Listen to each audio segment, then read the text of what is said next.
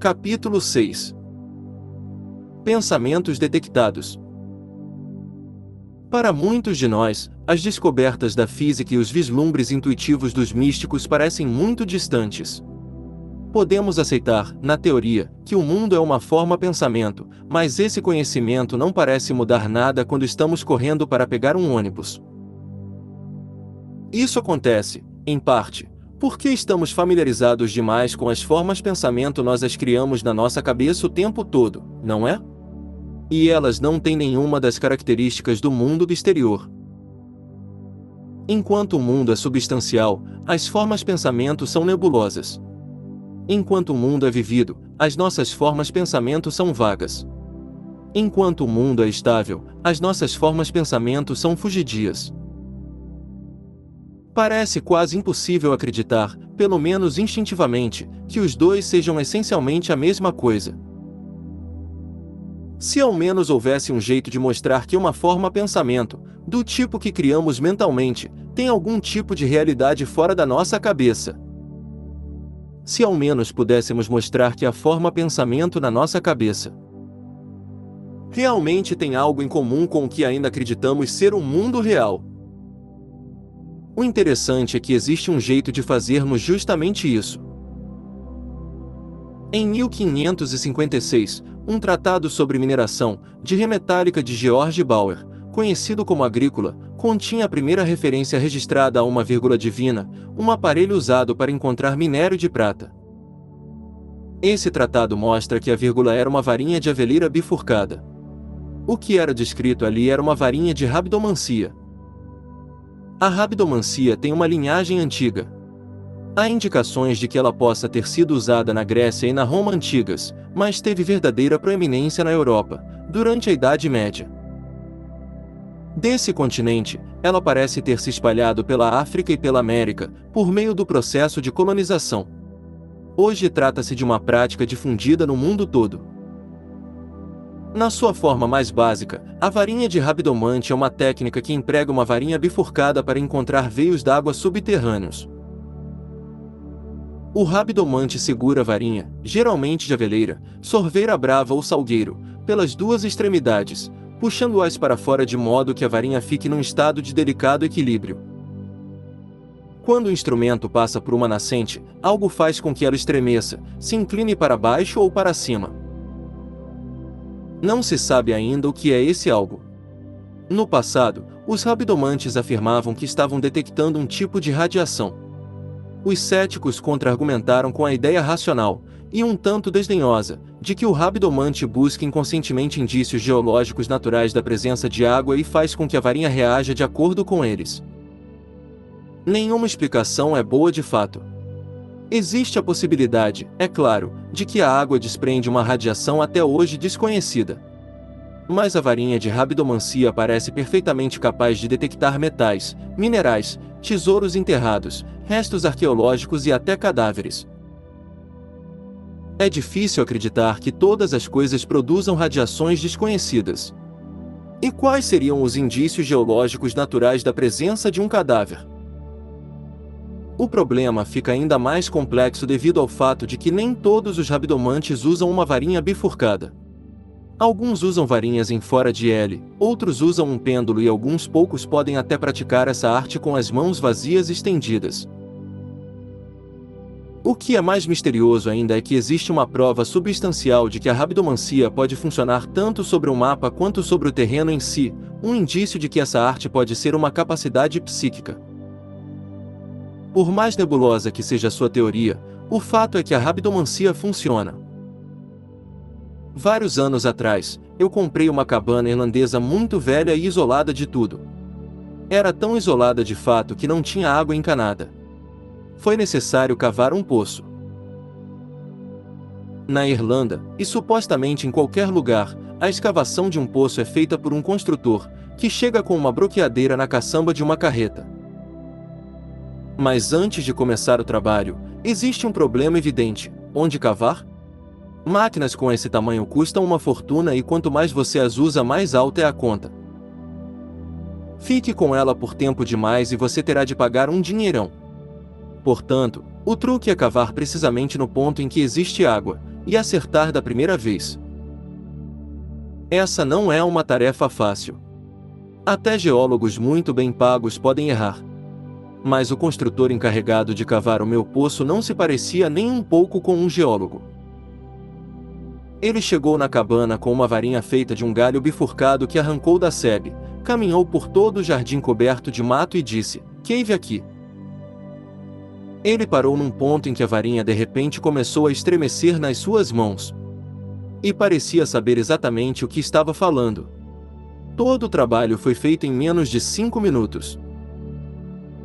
No intervalo entre o momento em que a máquina chegou e a escavação propriamente dita, eu recebi a visita de outro rabidomante, um jovem inglês que percebera que iríamos cavar um poço. Ele usou varinhas de metal em vez de um galho bifurcado, mas confirmou que havia água no ponto em que o construtor indicara. Acrescentou ainda a interessante informação de que ela seria encontrada a aproximadamente 3,5 metros, mas sugeriu que continuássemos perfurando o solo até chegarmos a uns 20 metros, onde atingiríamos uma nascente de água pura que nunca secaria. A escavação começou no dia seguinte e encontramos água quando a broca já tinha escavado uns 5 metros, um pouco mais do que os 3 previstos.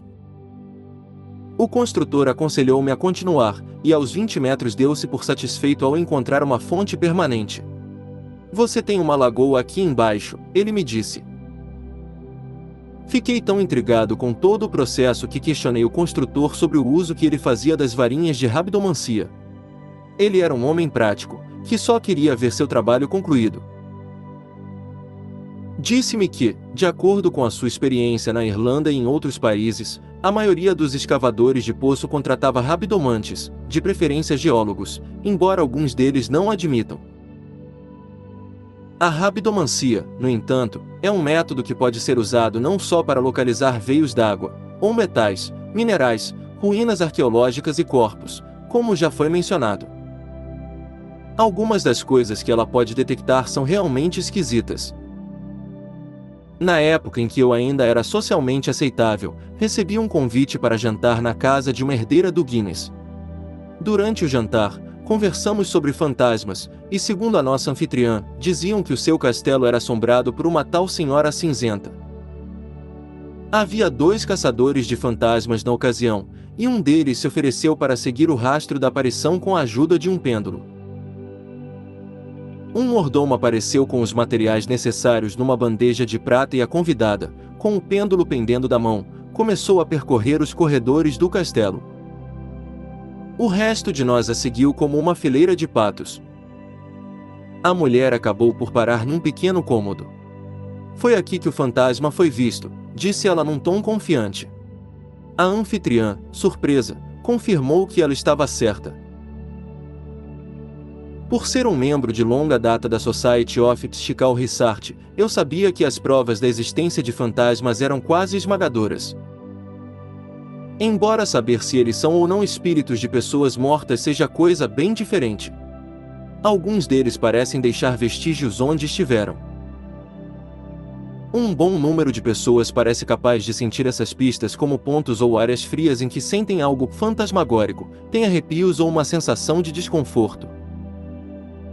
Com varinhas ou pêndulos, até mesmo os vestígios mais leves, que de outro modo passariam despercebidos, podem ser detectados. Eu fiquei tão intrigado com os resultados da caçadora de fantasmas que comecei a me perguntar se seria possível detectar pistas ainda mais sutis. Por volta dessa época, foi ao ar um documentário de TV britânico, baseado num experimento feito na zona rural da Inglaterra. O experimento era dividido em 2 partes. Na primeira, pedia-se que um assistente atravessasse uma campina iluminada carregando com ele um facho de luz elétrica, com o qual iluminava o chão atrás dele. O experimento foi realizado em plena luz do dia. Todos os vestígios da sua passagem foram apagados e um rabidomante recebeu o desafio de descobrir a rota que o homem havia feito. Essa tarefa ele cumpriu com facilidade.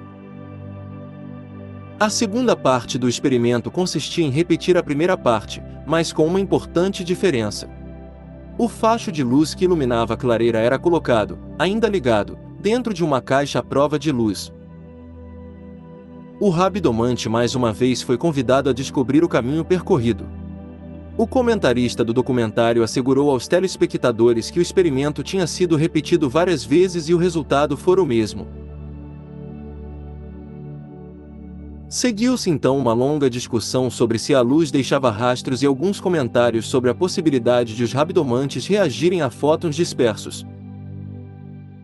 A coisa toda me pareceu um ótimo exemplo de como suposições inconscientes podem às vezes arruinar um procedimento experimental.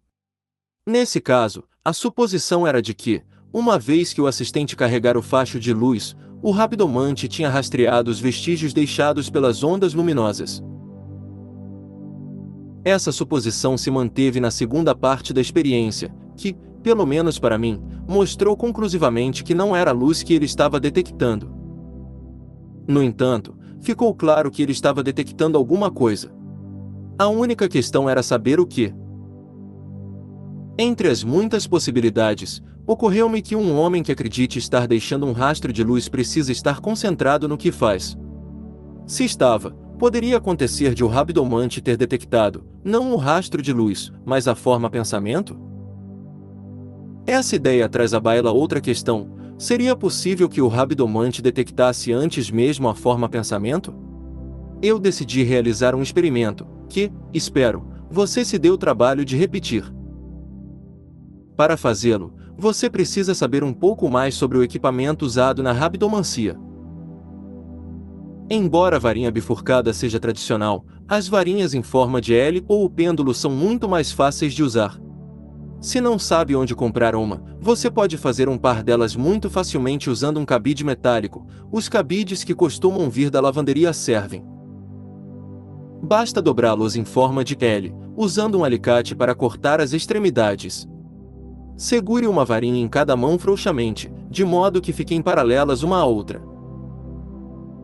Depois caminhe lentamente pela área que você quer rastrear. Quando passar sobre um veio d'água, as varinhas vão se movimentar sozinhas para se cruzar. Ou às vezes para se separar. Se estiver procurando um metal específico, segure uma pequena amostra numa mão ou no bolso enquanto pratica rabidomancia. O uso do pêndulo requer um pouco mais de preparação. Enquanto as varinhas são um instrumento com mil e uma utilidades, os pêndulos têm um uso mais específico. Por essa razão, eles precisam ser sintonizados.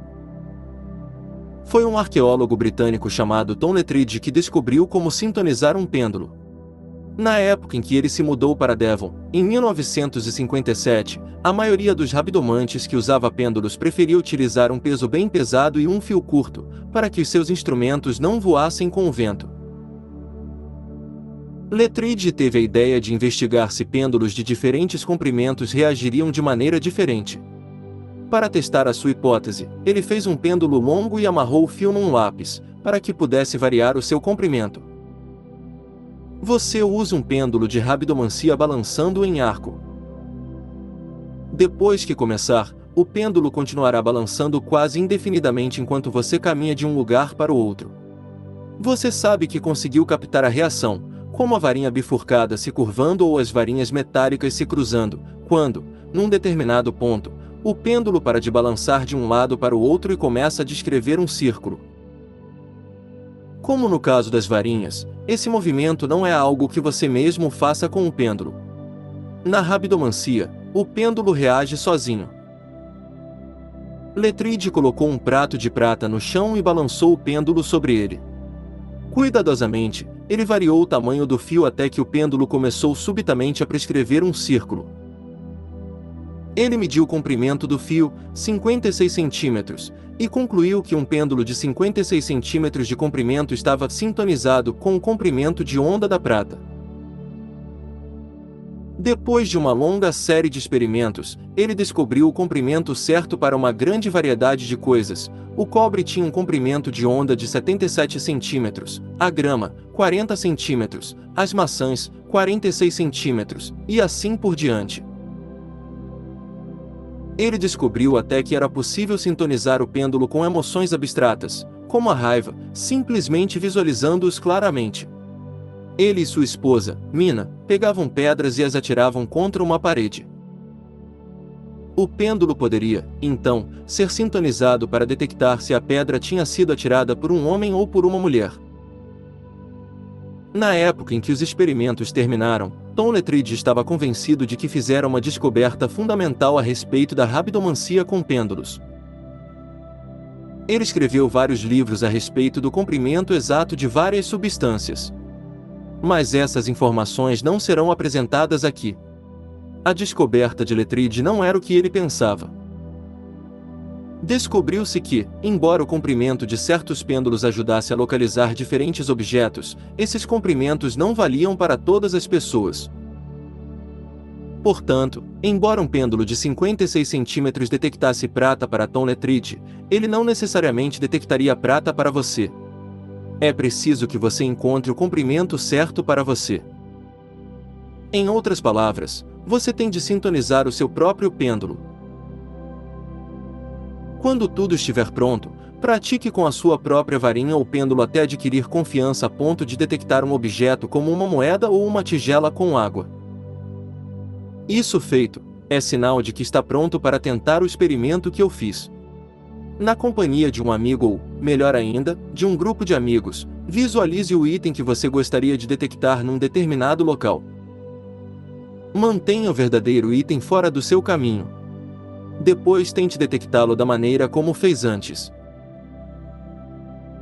Você descobrirá, como eu descobri, que quando passa pelo ponto onde seus amigos acham que esse item está, a sua varinha ou pêndulo mostrará uma reação à forma-pensamento que eles criaram. O experimento que descreve não é muito científico. Alguém pode alegar que, desde que sabe onde seus amigos estão visualizando o objeto, você pode inconscientemente influenciar o equipamento. Você pode, é claro, fazer o experimento de modo que não saiba onde seus amigos visualizaram o objeto, não dizendo a eles onde exatamente visualizá-lo, mas seria até mais interessante tentar outro experimento. Este se originou na Suécia e foi realizado pela primeira vez, obtendo um sucesso dramático, por um pequeno grupo de pesquisadores psíquicos. Os resultados foram posteriormente duplicados por um grupo parecido na Irlanda. O procedimento é o seguinte: encontre um espaço ao ar livre de aproximadamente 250 metros quadrados, que não gere nenhum tipo de reação. Este experimento não pode ser realizado com sucesso a portas fechadas, pois fios elétricos, que cercam a maioria dos prédios, interferem nos resultados. 2. Marque um ponto no meio desse espaço que você vai rastrear com o seu equipamento de rabidomante. 3. Use como alvo um pequeno objeto como um enfeite ou uma estatueta. 4. Selecione 2 pessoas para conduzir a primeira parte do experimento. Essas 2 pessoas andarão pelo terreno sozinhas, sem que ninguém as veja. Uma ficará parada no ponto marcado, observando, enquanto a outra esconderá o objeto alvo em algum lugar, nas proximidades. 5. Isso feito, as 2 pessoas devem alertar os colegas e sair de cena. 6. Um rabidomante do grupo, trabalhando sozinho, sem ninguém que o observe, deve caminhar em círculo em volta do ponto marcado, onde ficou o observador. 7. Quando obtiver uma reação rabidomântica, o que de fato acontecerá, o ponto em que a reação ocorreu deverá ser marcado. 8. O rabidomante deve então repetir o processo, prescrevendo ao caminhar desta vez um círculo maior. 9. Uma linha traçada, ligando as 3 marcas, mostrará a localização do objeto escondido. Essa é a descrição do experimento na sua forma mais básica, mas ele tem muitas variações empolgantes. O grupo sueco descobriu que não é preciso nem mesmo esconder um objeto de verdade.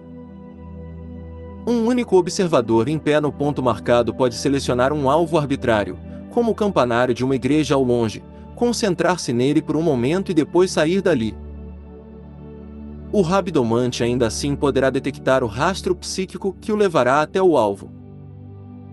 E o que era mais estranho ainda, quando o objeto real foi usado, o observador não precisava saber onde ele for escondido. Era suficiente que ele mentalizasse uma imagem nítida do objeto antes de deixar o ponto marcado. Se 2 pontos fossem usados e o observador visitasse cada um deles, depois de visualizado o objeto-alvo, a verdadeira localização do alvo poderia ser descoberta pela triangulação. O local onde os 2 rastros psíquicos se cruzavam era onde o objeto tinha sido ocultado. O grupo levou esse processo às últimas consequências na ocasião em que o usaram para rastrear um homicida. Na época, a polícia sueca estava no encalço de um assassino serial e tinha um retrato falado do suspeito. Usando essa foto como alvo, o grupo traçou 3 triangulações em larga escala e transferiu os rastros psíquicos para um mapa. Eles se cruzavam no local onde o suspeito acabou sendo preso. Logo se descobriu que o rastro psíquico não era um vestígio eletromagnético. Esconder o objeto dentro de uma caixa de metal não fez nenhuma diferença, tampouco escondê-lo num local submerso. A experiência com o retrato falado indicou que não é preciso nem mesmo visualizar o alvo verdadeiro, uma representação razoável foi suficiente. Um exame acurado revelou que o rastro não é deixado no chão, mas suspenso no ar, a alguns centímetros do solo. A conclusão é inevitável. Os rastros psíquicos são formas pensamento, que podem ser medidas e detectadas sob condições científicas rigorosas. Elas são, em outras palavras, uma parte do que consideramos como um mundo objetivo.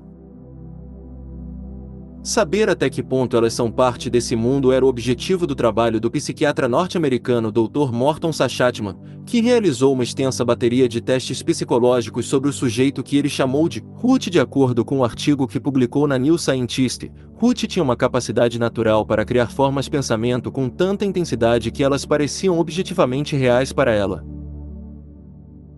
Quando um padrão de tabuleiro de damas invertido é mostrado, por exemplo, num aparelho de TV, as imagens brilhantes desencadeiam o que se conhece por resposta evocada visual, que é facilmente captada por um aparelho de eletroencefalografia, EEG, ligado ao sujeito. O Dr. Sachatman solicitou que Ruth observasse esse padrão e descobriu que o cérebro dela produzia a resposta normal. Ele então a instruiu a visualizar sua filha entre ela e o aparelho de TV. Ruth fez o que foi solicitado e o seu EEG voltou ao normal, exatamente como se algo estivesse bloqueando a visão do tabuleiro de damas mostrado na TV.